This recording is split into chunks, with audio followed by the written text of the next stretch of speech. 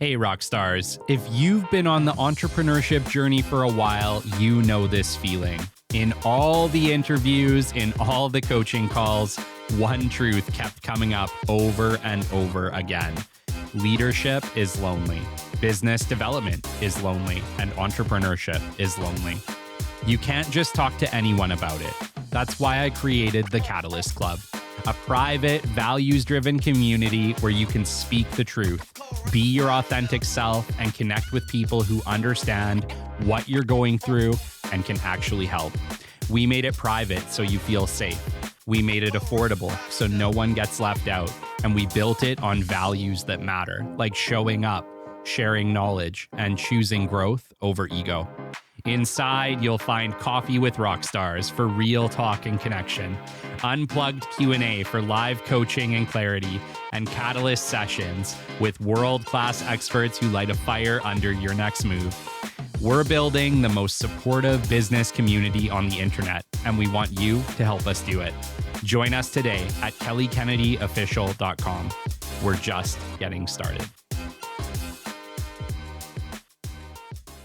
Talk to me a little bit about what that offer looked like. And dude, were you scared? Like, did it freak you out a little bit? It did. I realized after the fact that I'm okay accepting risk. And I think as an entrepreneur, you have to be okay with accepting some form of risk. And, always there's ways to lower your risk and to lower an internal stress. But I found out that I'm pretty good at accepting the risk, knowing that I have only one person that I can blame, and it's myself. But it's the same person that you can also believe in. The great Mark Cuban once said, "Business happens over years and years. Value is measured in the total upside of a business relationship, not by how much you squeezed out in any one deal." And we couldn't agree more. This is the Business Development Podcast, based in Edmonton, Alberta, Canada, and broadcasting to the world. You'll get expert business development advice, tips and experiences, and you'll hear interviews with business owners, CEOs, and business development reps. You'll get actionable advice on how to grow business. Brought to you by Capital Business Development, capitalbd.ca. Let's do it. Welcome to the Business Development Podcast. And now your expert host, Kelly Kennedy. Hello. Welcome to episode 319 of the Business Development Podcast. And today it is my absolute pleasure to bring you Jamie Crozier. Jamie didn't grow up dreaming of becoming a business owner. He started in industrial sales, learning how to talk to customers, build trust, and grow accounts in Northern Ontario. But in his early 30s, something shifted. He realized he didn't just want to sell for companies. He wanted to build them. That realization set off a rapid and deliberate transformation. Jamie went on to acquire Thunder Bay Hydraulics, the very company he once worked for, and then expanded further by acquiring Custom Hydraulics and launching Atlas Elite Lifts, vertically integrating manufacturing, engineering, and product innovation under his leadership. Today, he stands at the helm of multiple companies, shaping the future of hydraulic systems and custom lifting solutions across Canada and the United States. But Jamie's story isn't just about ownership. It's about stepping into uncertainty, navigating the brutal realities of Canadian manufacturing and building it anyway. It's about making bold decisions in the face of tariffs, competition, and risk. And it's about discovering, often later than expected, that you are capable of far more than you ever imagined.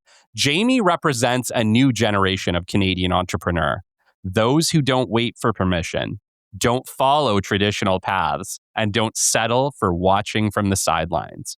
They step in, take ownership, and build their future with their own hands. Jamie, it is an honor and a privilege to have you on our stage today. Thanks for coming. Oh, man, thank you so much. That's such a great intro, man. Wow, well done. It is, it's very fitting, man. It's very fitting. We're both pretty much the same age, both started our Yeah. entrepreneurship journeys a little bit later in life. And Yeah. so I just kind of feel like we have that in common a little bit, that like camaraderie I of love it. entrepreneurs. But, when we met for the first time, obviously shout out to Zale Moransky for making that introduction. Zale's been on the show a few times. Awesome person. Love that connection. I love that relationship. But he's like, Kelly, I got somebody you need to meet. And Zale is such a connector and obviously made this connection for us. You two are both members of Founders Club, I believe. That's right. Yeah, and such a great guy. I had the chance to meet with him in December as well, and he very much a connector. Knows so many people, especially in the Toronto market. But great guy. Totally. But yeah, and then we had our first introduction conversation. And I remember kind of during that just being like, man, like this is going to be an awesome show. Just first off on entrepreneurship, because I love talking entrepreneurship. I love taking that leap. And we're going to speak a lot to that today, because I think a lot of entrepreneurs, a lot of founders, they need that kick in the ass. And we were talking about that before the show today. That's right. We all need that kick in the ass, right? For me, it was, do you have a plan for the future? Because your job is probably going away. And it was like, oh shit, time to make a move, right? Thankfully, I made the leap in entrepreneurship. It's been a challenging road, but a fun one, an exciting one. We've done a lot. I've done more in the last 5 years than I think I did in the previous 20.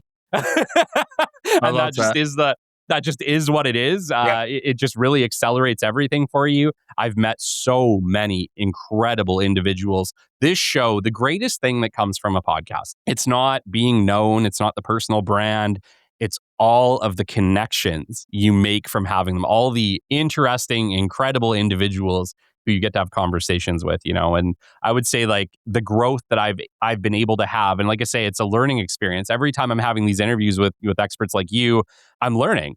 And it's being able to have those learning experiences every single week and those connections that have just been so powerful, so powerful. And I always tell people when they're saying, well, I'm building a business, I say, well, you have to build a business, but you have to build the community that supports that business too. The community, I think, is the critical factor that a lot of people aren't talking about. So true. The community is one of the most important things for me right now. Trying to support our local communities. So I live in Thunder Bay, and huge advocate for local businesses, especially locally owned businesses. And we didn't know this, 15 years ago, 10 years ago, maybe even 5 years ago. Didn't know how important that community is, but it is ultra important, especially when you find people who are just willing to support you no matter what, and you support them no matter what, and it's a very beautiful thing. Well, and the entrepreneurship community isn't cutthroat like people seem to think. Well, I think we have this like weird view that like everybody's out for themselves and doing their own thing. And I would say I have yet to ask an entrepreneur for help and for them to say, nope, go screw yourself. I think every person I've ever been like, hey, I'm in this challenge. What did you do?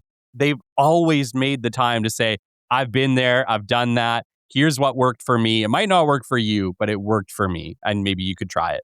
And, like over the past year or two, we've been building our own community called the Catalyst Club. Probably seen it pop up here and there on LinkedIn. Yeah. But the Catalyst Club is just that. It's just entrepreneurship support community. We got people from all walks of life, all sizes of business, all places in the world. We have people from Germany inside Catalyst Club, people from UK inside Catalyst Club. And so we're getting kind of that like vast experience. But the one universal thing is the willingness of leaders to help other leaders. And so build that community, people. It is absolutely powerful. And I kind of made a comment earlier this year around Christmas time when I was writing all my goals. I kind of made the statement that I think that 2026 will become the year of community.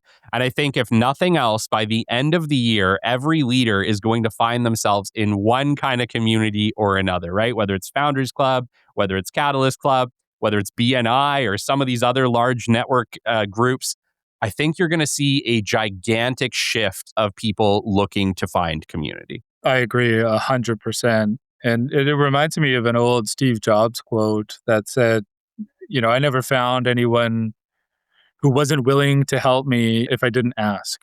And yeah, so I remember there was, some old quotes where he was trying to figure out spare parts for an HP printer, and he just phoned the company, phoned the CEO, said, this is what I'm doing. And he's like, who are you? but yes, I'm going to help you.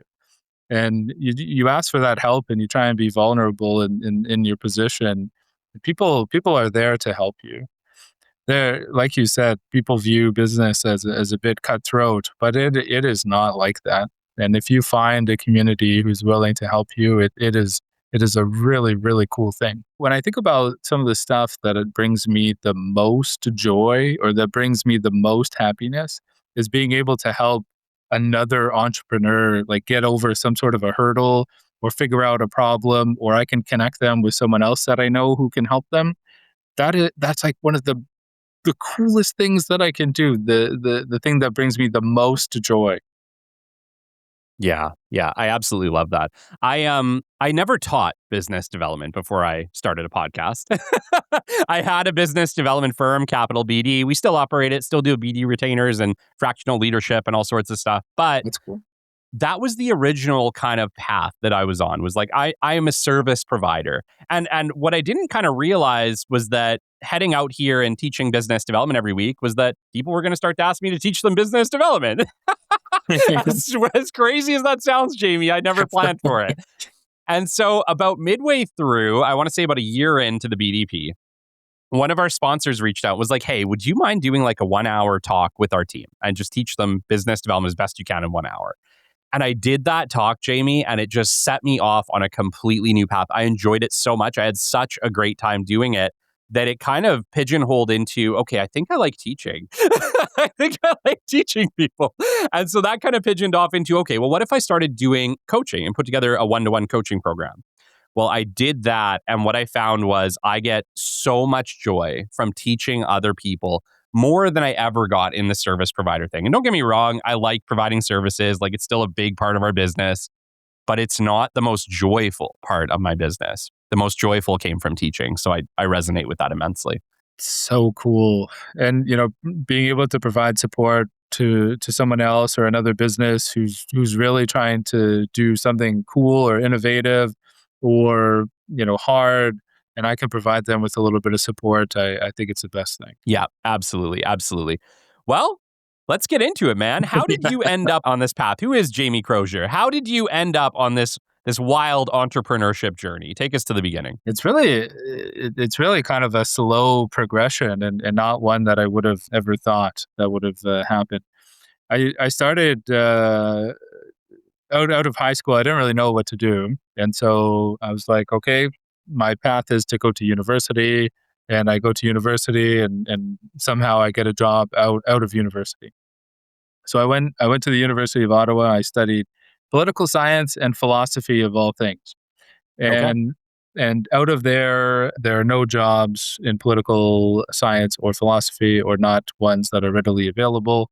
And so my first job out of university was at a dollar store, stocking shelves at a dollar store. And I think I was about 3 months in, and I said, this is not for me. This is not what I was meant to do. It's boring. It's monotonous. I believe that I'm meant for something different. And I started searching around, and I came across an industrial sales position as an outside salesperson. And I said, I have zero experience in sales, but I wanted something a little bit better than the dollar store. And I reached out to them, interviewed them, and they said, this is what the job is like. Do you like talking to people? Are you interested in commission sales? And I said, I'm going to give it a try. I like talking to people. I like trying to, make their lives easier or better. And it was really cool. And because of that opportunity, it got me thinking about sales. It got me thinking about building a team. I became a branch manager after that, after a couple of years in the outside sales world. And I started building a small team, and I found really great joy in building a business, taking it from X sales and growing that. And then it brought me a lot of joy in building a sales force, and an operational team underneath. And it was really, really cool. And from there, I got an opportunity to come to Thunder Bay Hydraulics. And I started off as an operations manager. and then as a vice president, and then about a year and a half ago, got the opportunity to buy it outright, and I haven't looked back since. It's been Wow. it's been really cool. Yeah, I'm not sure. I've interviewed a lot of people, Jamie, but I'm not sure that I've interviewed too many who have had that path, who essentially worked their way up and then eventually bought the business. So I actually want to spend some time there today because I'm Yep. sure we have people listening in those executive roles. Maybe they're VPs, maybe they're directors of operations, and maybe at some point down the line that offer might slide onto their desk. Talk to me about that. Did you ever plan for that? Was that part of the plan when you started at Thunder Bay Hydraulics? Walk me through what led into the purchase itself. Yeah, it was quite honestly, it was never part of the plan when I first came on board. I think the plan, like, to be honest, I did not know what business ownership was when I first came on. It was more like, hey, this is a cool opportunity to manage a team and to grow a business, which I knew how to do. I knew how to grow a business, and I knew how to build the sales force. I knew how to get customers, especially in the B2B world. But business ownership was not on the top of my mind. And in fact, I didn't quite understand what it was. And one day, the owner and I sat down, and he said, I'm not a young man anymore, and I think that I need to start thinking of succession plans." And he said, "Would you ever be interested in owning Thunder Bay Hydraulics?" And I said, "To be honest, I've never really thought about it."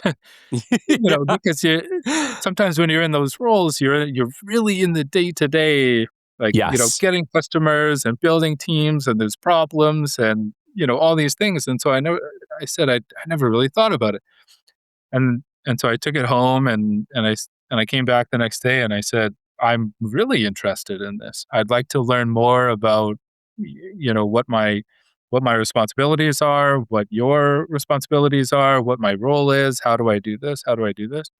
And he spent a lot of time with me going through, how to deal with a lawyer, how to deal with an accountant, what the business needs from an ownership standpoint, and he was really good that way. And yeah, and I said yes. So we started off with a small percentage. Yeah.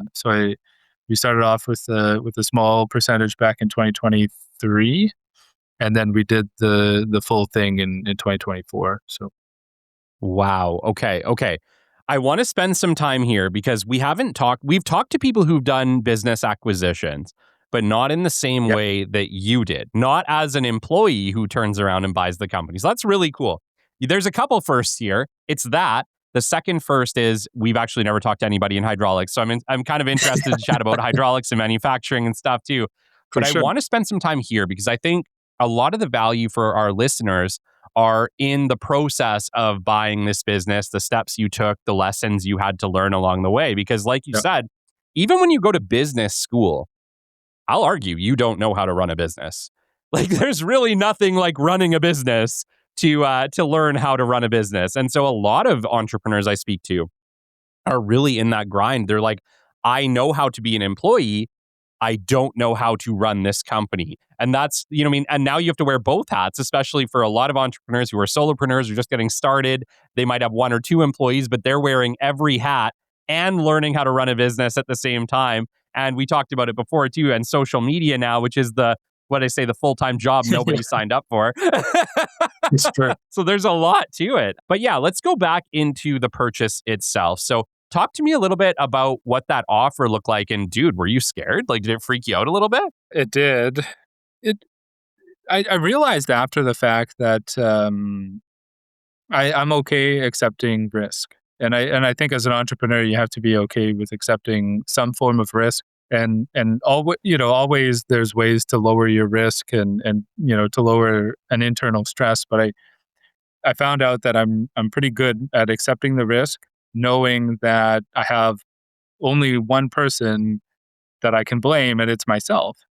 But it's the same person that you can also believe in. Yes. And really the best person that you can believe in is yourself. And when I went through the process, it was very difficult, Kelly. Like, it was a very difficult process. The business had been in the owner's family for 55 years. Wow. It's very difficult and a very emotional process. Despite me knowing the business, despite me working for the business for 5 years, still very difficult. I learned a lot, which is why the second acquisition went a lot faster and a lot smoother. But I found out that you have to do it yourself, as in, like, you have to go through the motions, you have to build the relationships with your bank, you have to build your relationships with your accountant, you have to build those relationships with your lawyers, because those are the things that will keep you through that process. So my advice to people trying to do the same thing is, don't rely on the relationships that the business has already, because that will not serve you well. Rely on the relationships that you forge yourself. That is what's going to make that process easier, and you will do very well if you do that. Walk me through, the purchase itself, because I think a lot of people, especially in a similar position, they don't have that kind of money lying around to just buy 15 or 20% of a business. Walk me through that portion. For my case, we did a total share purchase, but I was able to use the value of the building and the value of the assets to finance most of the purchase. So a lot of small businesses, or small to medium sized businesses, are sold with a VTB, vendor take back clause. So this ties the old owner with you, ties it to the success of the business moving forward. Yeah. And allows you some freedom from the bank, and allows you to meet your debt covenants. So we did something pretty traditional, which is a deposit plus a VTB, and then I used the assets of the business, basically, i.e., the building, and I used that to borrow the money Okay. to give him the deposit, and then we were able to push out the VTB over 5 years. So it's pretty traditional. I did something very similar on the second acquisition as well, where basically we used the assets of the company to borrow against, give the owner the deposit, and then tie a VTB to the success over that one was 3 years, I believe. Okay. That's amazing. And actually, the last conversation that I had regarding acquisitions also said that is one of the better ways to go about doing it. That you don't typically want to just buy a company right out and lose the owner and lose all that stuff in one go, because you can end up in That's some right. real big trouble real quick and have no way to get help. That's right. And you want them on your side. And the bank wants to see that as well. That gives your finances a little bit of comfort there, because they want to know that the old owner isn't just going to walk away with the money and just leave the business hanging. And so, like, I was in a better position than some people coming off the road. I knew the business, I knew the customers, I knew what it needed, Yeah. I knew what had to let go. And so, like, it was very good in that regard. But the second acquisition, I didn't know anything. And so, like, that VTB is a huge component. It shows the bank the old owner has a vested interest in the long-term success of that business. Amazing. Okay, lead me into the custom hydraulics acquisition. First off, what made you decide that you're like, I think I need to look at acquiring this company? And then walk us through the steps that you went through in order to acquire them. It was a lot different than the first one. So and I had to be very careful, because it was our main competitor in our small market. So I had heard a rumor that this business might be for sale, and that the guy was looking to retire. The owner was looking to retire. So very gently and very carefully, I gave him a call and I said, "You don't know who I am, but I am wanting to know if you're interested in selling your business, or at least in talking about it." And I think it was a little bit reluctantly, but he said, "Okay." Yeah. And he said, "Come see me, but I need you to promise that you don't tell anyone what's going on, and this needs to stay between you and I." So I said, "Okay." It's because the privacy part mattered a lot to him. Yeah. Especially as we were in direct competition. Okay. And so I said, "Okay, no problem." didn't tell a soul. We had a really nice conversation. He got to know me. I got to know him. Got to know his business a little bit. Although the first couple of times that we talked, it was kind of I was just feeling him out. Who are you? He was trying to feel me out. Who are you? Why are you interested in my business? And I took it very slowly. And I really wanted to get to know him, and I knew that he wanted to get to know me. And I think I left it for three to 5 months, maybe 3 or 4 months. And then I brought it back up and I said, "Do you want to continue this conversation?"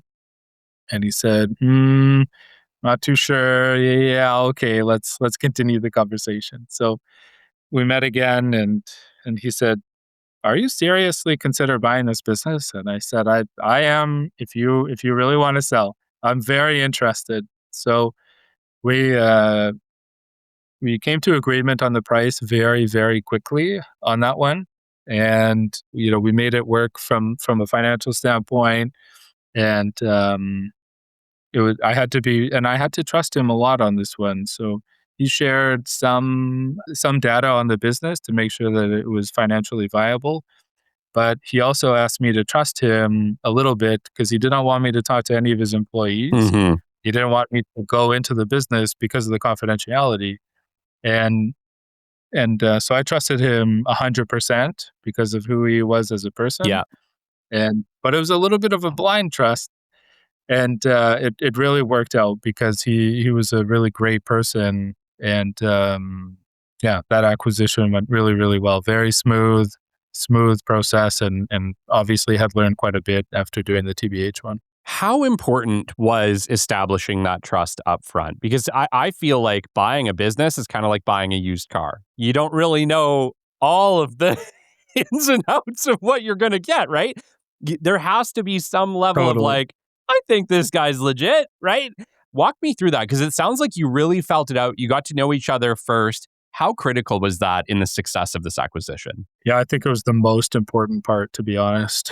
The finances matter. They have to make sense. The asset values have to make sense. But if you don't have that trust going in, all the other stuff does not matter. And those early days and having those conversations, we met for coffee, I don't know, a dozen times, I want to say. And, he's telling me about his kids, and I'm telling him about my kids and, my family. And we got to know each other on a personal level. And I think that was really critical. And that came first. And then we discussed the business after. Yeah. And I think without that, I don't think it's going to work. And some people, some people will say it's only about the finances. It's only about the assets, but it's gotta work on a personal level as well. Yes, absolutely. I always say, like, I've been in business development a very long time, sales and BD at this point, nearly 20 years. The relationship or the conversation you have before the business is always more important than the business itself. I always say, don't worry about the business. If you're at a business meeting, you're going to get there. Like, at some point, someone's going to be like, oh, we should talk about this. But like, you should never start there. You should never start there. And, you're proving this right here, where the relationship, the establishment of trust was the critical piece in allowing you to negotiate a deal that worked great for both parties. Completely.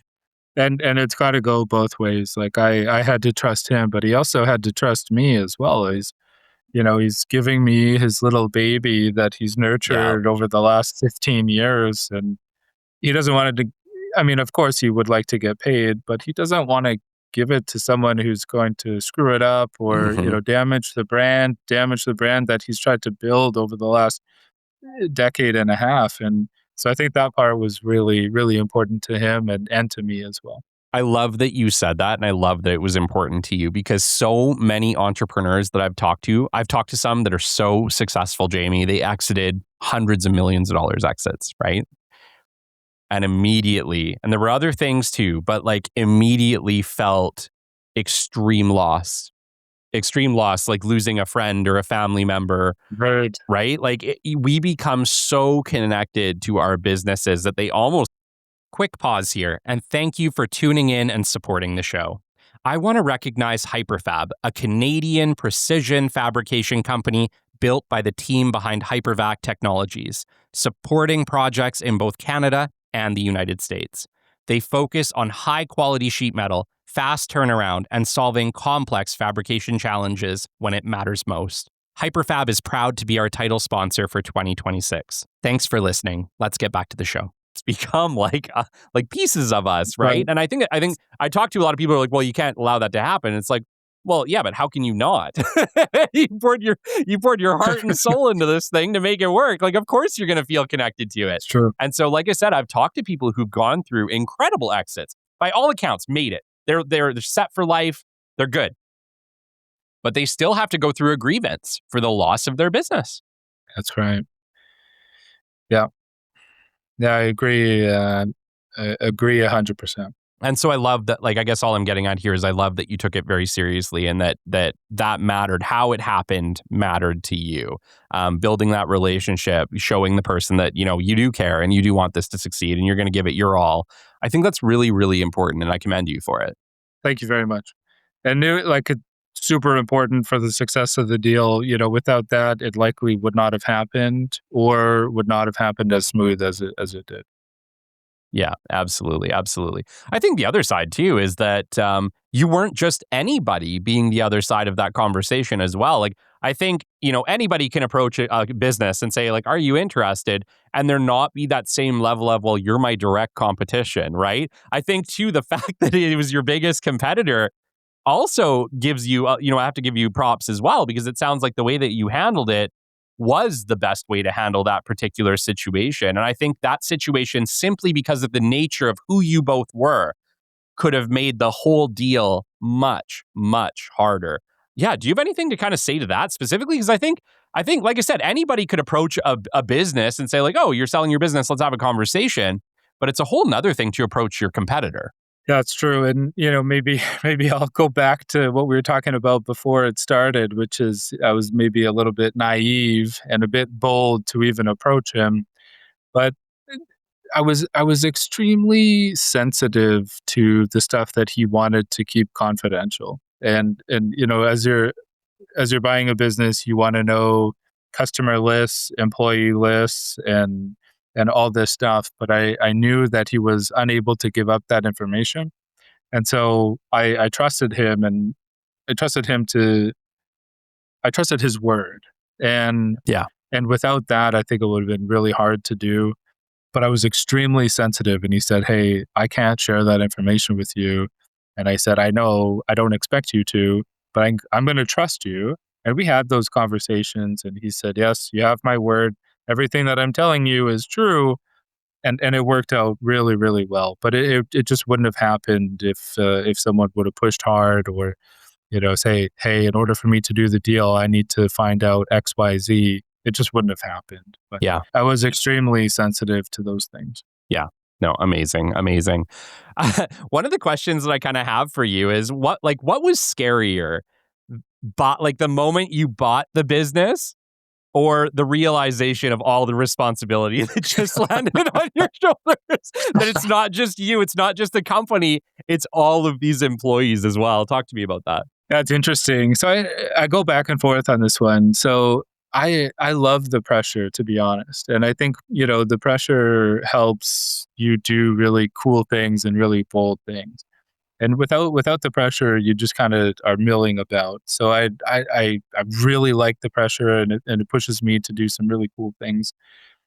The part that actually scared me during the process is that the fact that it might not happen. And I know that people say, you should take your emotions out of it, whether it happens or not happen. You put your best foot forward, but I was really tied to it, and I had already, my mind was already thinking in a post-acquisition world. Okay, how do we do this? What are the things that we can do to improve processes and that type of stuff?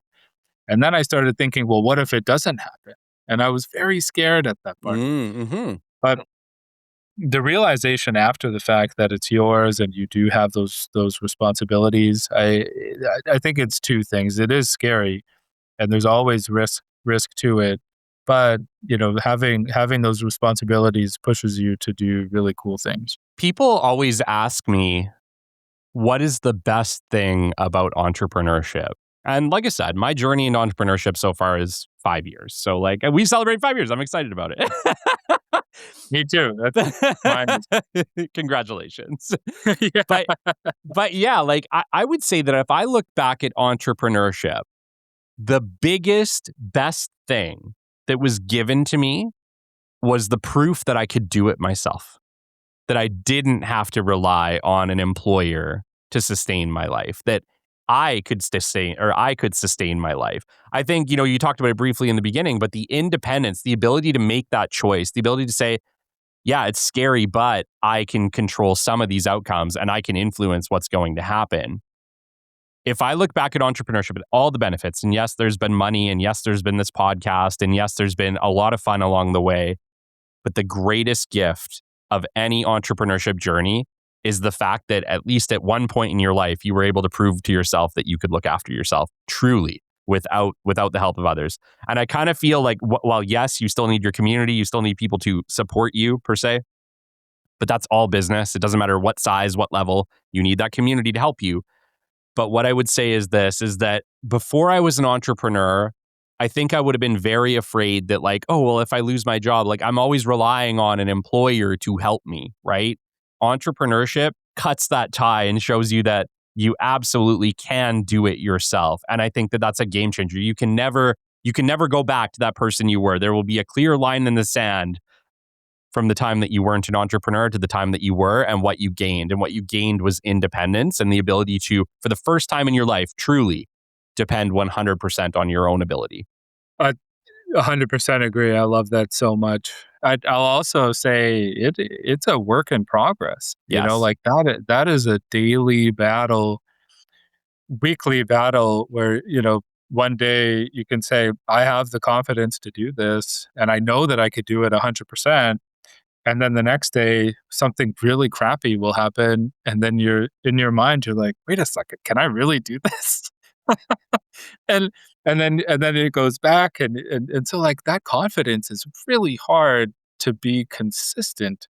But you're right. I mean, being an entrepreneur is so cool because you have that independence and you rely on yourself. That part's really neat. And I'm not going to say that there aren't really hard days. There are really friggin' hard days. My old boss growing up, amazing guy, Selvin Adar, I always shout him out. He taught me so much in my time working for him. He used to say, Kelly, when you're an entrepreneur, like, when the real moment is. And I said, well, what is it? And he'd say, when you wake up at 2 a.m. and you are scared shitless about making payroll. Yeah. And I was like, fair enough. And I had that moment in my life, and I was like, oh shit, okay, I'm there, I made it. But it's just so funny. There's no escaping the fear moments. I think, with that level of responsibility of building anything, there's going to be moments of fear. But yeah, it definitely is that ability to say that, like, yeah, you have your scary moments, but you step up and you get it done. And every time you get it done, like you said, work in progress. Every time you get it done, you get one more check in the I can do it column instead of the right. I'm failing column. Yeah. That's right. It really is a work in progress, but I love it, Walk me into Atlas Lifts. So at this point, you have bought 2 companies, and then you decided, well, hey, maybe I can be a founder too. I know it sounds a bit crazy, doesn't it? The reason was we wanted a really cool brand to be customer facing, and so we've been building actually scissor lifts at Thunder Bay Hydraulics for quite some time. Okay, but I realized pretty early on that our product didn't fit what the market wanted. Like, we're building this these crazy industrial scissor lifts, and we're putting them in basically mansions. And so they're very design forward. Everything else in the house is spec'd in from the lighting to the bathrooms, to the faucets, to whatever, and everything fits within the house. And then we install this like crazy industrial piece of equipment. And I'm like, something doesn't work. Something doesn't fit. And so we created this brand called Atlas Elite, and it's really meant for beautiful architecture forward car parking solutions. And I think that this is one of my favorite things. And the projects that we get to work on are so incredible, and I'm really fortunate to be a part of some of these really cool house builds all across the country, and we get to work with really great people on that side. That sounds awesome. So you actually build lifts that allow people to essentially either put their car in their home, or is it like better car storage for their garage? Walk me through it. Yeah, it's an incredibly niche product. So most of our installations, the customer wants to move a car. It's multi-level parking. So if you want to move your car from ground level to a basement level, we have a really good solution for that. Okay.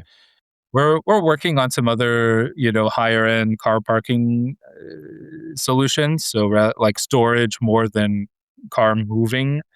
So, but most of our customers, they will pull in on the garage on ground level, and then they have basement car parking spots where they park all their show cars, let's call them. Yes. Yes. So our lifts take them from ground level to basement level. Okay. And if I want to put it in my bedroom, you can do that too, hey? Totally. It's nothing quite like falling asleep with your car in your room with you for safekeeping. It is a crazy trend, Kelly. We've had customers call us recently and say, "Hey, I want to park my car in my living room. I want to display my car in my living room." And I it still baffles me, but we can do it. It's no problem. Yeah. And I go back to this. There's a really cool hotel in Germany, and I can't remember where it is, but so you pull into the hotel, and in order to get to your hotel room, you pull your car onto the car elevator, and the elevator will actually take you and your car up to your hotel room. Wow. It's one of the craziest concepts that I've seen, but it's really, really neat. I freaking love that. As a dad of 5, yes, please. I want to park my car in my hotel room. And also, if you want to park your car in your living room, power to you. I think that's incredible. If you got the money to do that, absolutely do it. That sounds super cool. No, that's amazing. Walk me through maybe some of the differences that you found in acquiring a business that already had customers, already had a reputation, to having to build one from the ground up. Walk me through that. Yeah, it is like 100 times harder to found your own company than it is to buy one, because you have nothing. You have no reputation. You have no brand. You have no customers. You have nothing. And It's so a lot. Yeah. it's really, really challenging. So, kudos to all those people who have started from zero, like we did with Atlas, but, those who didn't have other businesses. It's extremely hard. The thing, again, it's about building relationships, and it's about working with really, really good people. So at the start, we were trying to work with anyone and everyone, and it just, it didn't really go that well. So we had to try and figure out, okay, if this is a high-end brand, we're trying to go after really cool projects, we need to work with the best of the best. So once we kind of framed that in our minds, I think we started doing a little bit more well. And so that was really hard lesson to learn at the start. Yeah. Yeah, it is. It is hard to build something from nothing. Absolutely. And I think people get it in their head like, oh, it's going to be fast. Pretty much everything in business is slow, people. Well, it takes everything you so think, long. it's going to take longer than you thought, but it'll be worth it.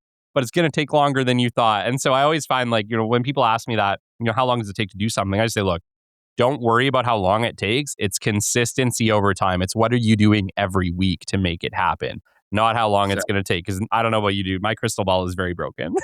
It's true. I think, 4 or 5 years ago, we thought that, we'd get market share in Canada, within a year, all of these other things, we'd release new products, we'd do this, we'd do this. None of that happened in a year. None of it. Some of that stuff is still ongoing now, and it's very slow, but you're right. I mean, you have to be consistent.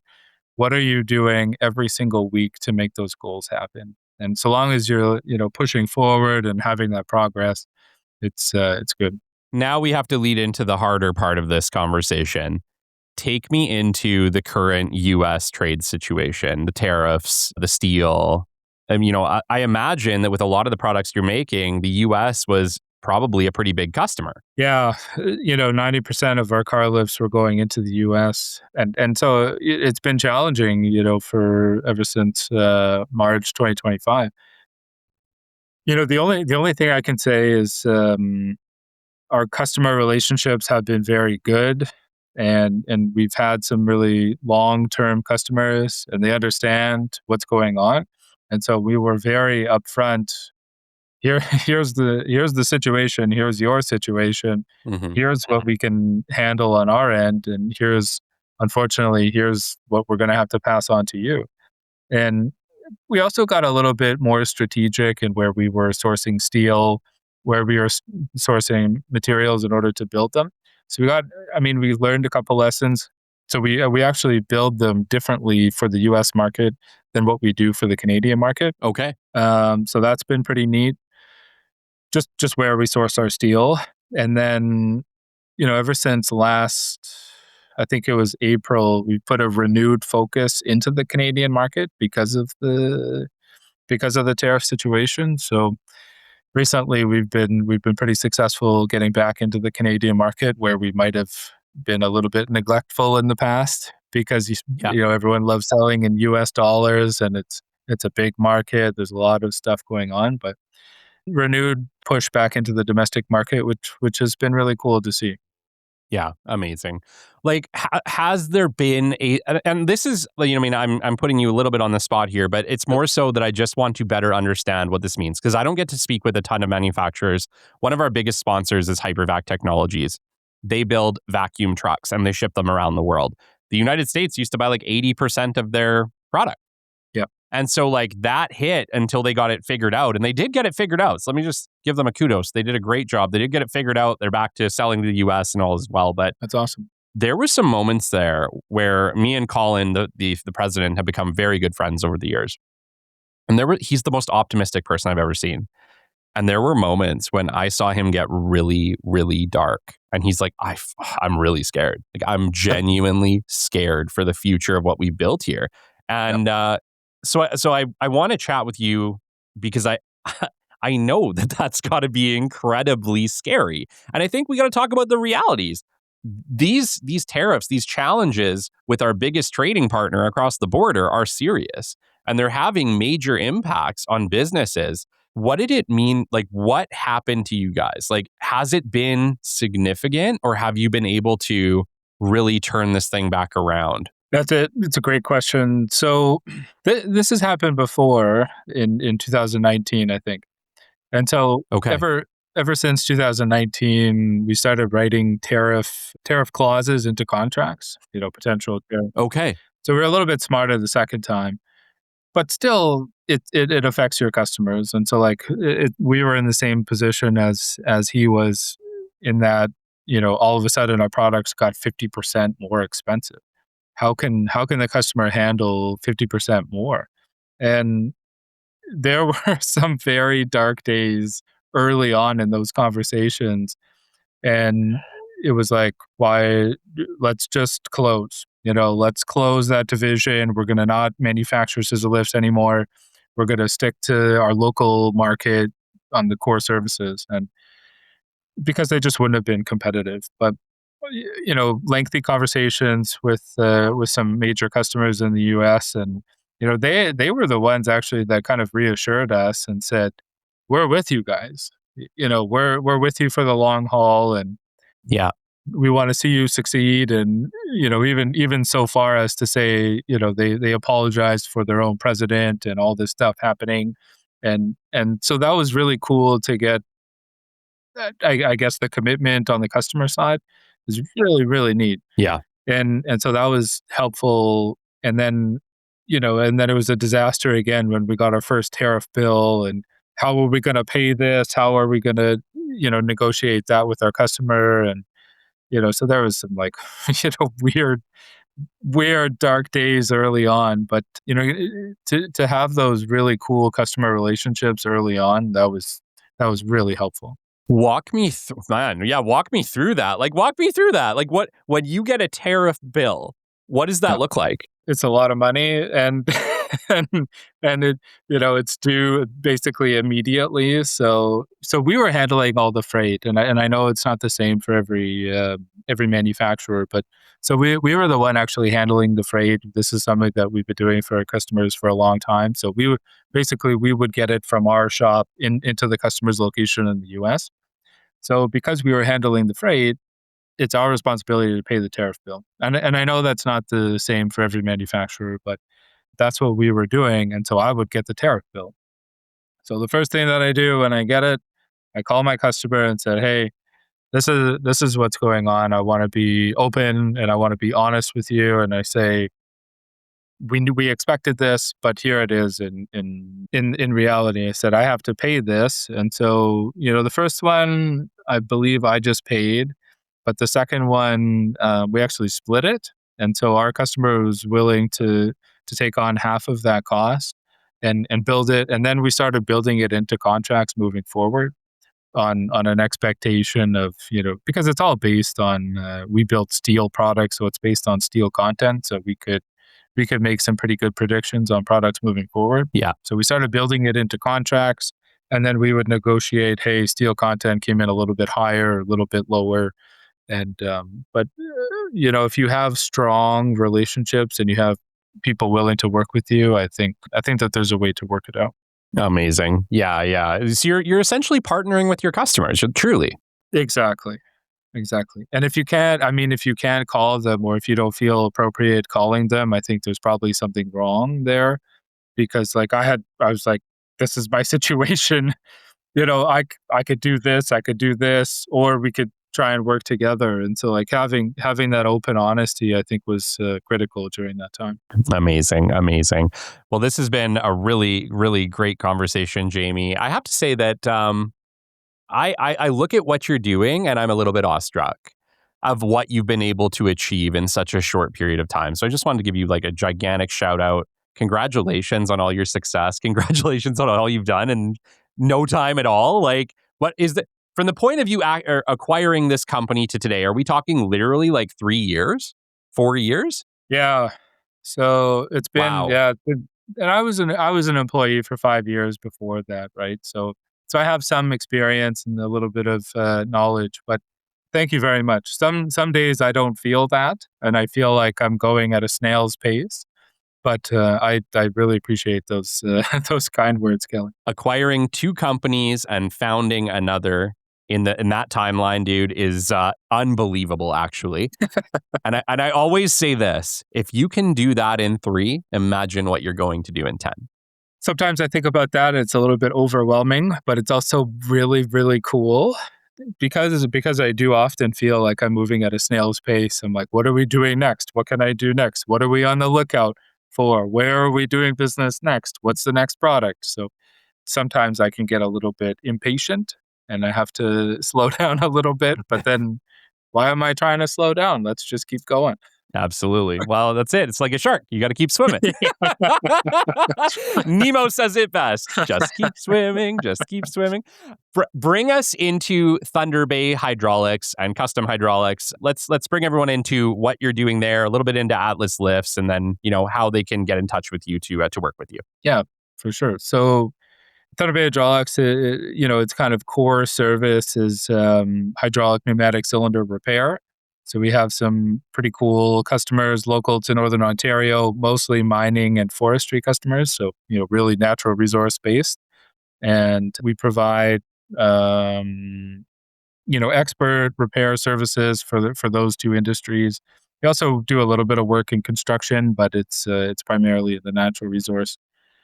Same thing for custom hydraulics. It's a really cool, small, efficient team there, and they focus mostly on forestry work, but also a little bit of mining work as well. And so, we're getting more into sharing resources and that type of thing. We had a gentleman leave for trade school. last month, and we were down a machinist, so we ended up sending a machinist from over at this company. So we're starting to share resources now, which I think is really, really cool. But yeah, we aim to be a value added service to a mining or forestry maintenance team, and we provide really high quality cylinder repairs, and we do them really, really quickly. We understand the value of downtime for our customers, and so our job is to reduce lead times, downtimes as much as we can, and so that's kind of our mission there. And we're trying to come up with a really good, transparent repair process.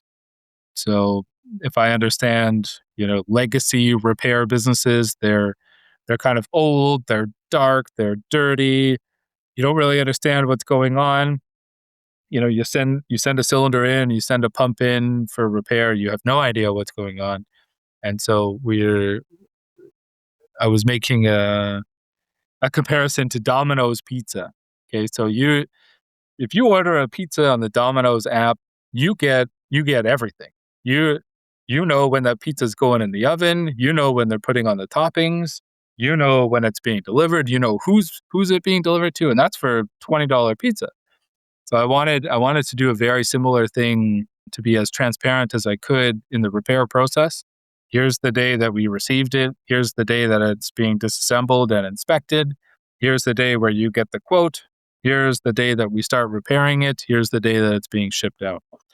And so we spent a lot of time coming up with this kind of process and how it works and the value add for the customer. So. Wow. Yes, we need more of this. I love transparency. Give us transparency. That's amazing. Bring us into Atlas Lifts as well. Obviously, you are making this equipment, you're installing it across North America, but bring us just briefly into who is your ideal customer for Atlas Lifts. Yeah, any custom home builder, any architecture firm across the country. We love working with high-end single home families. We recently started getting into higher-end condos.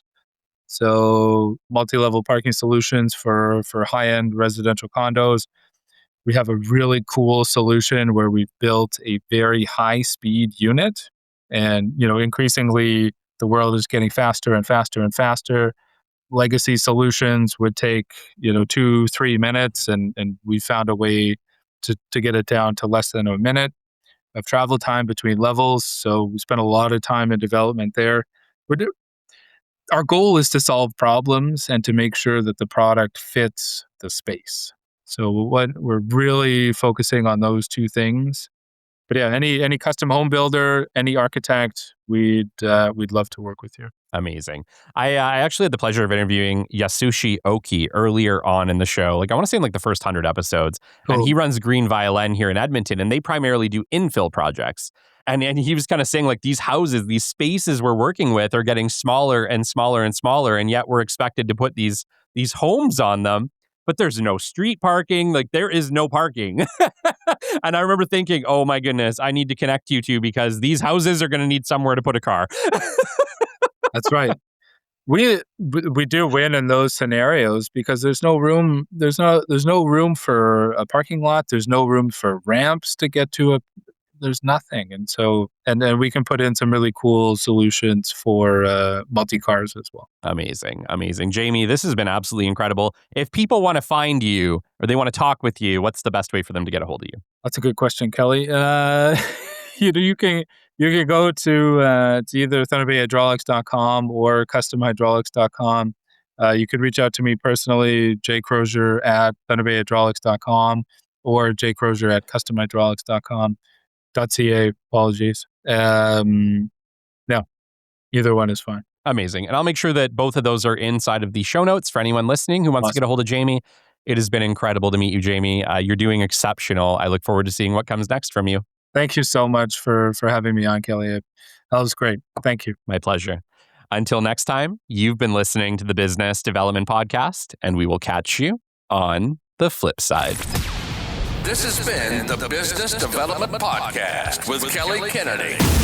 Kelly has 15 years in sales and business development experience within the Alberta oil and gas industry and founded his own business development firm in 2020. His passion and his specialization is in customer relationship generation and business development. The show is brought to you by Capital Business Development, your business development specialists. For more, we invite you to the website at www.capitalbd.ca. See you next time on the Business Development Podcast.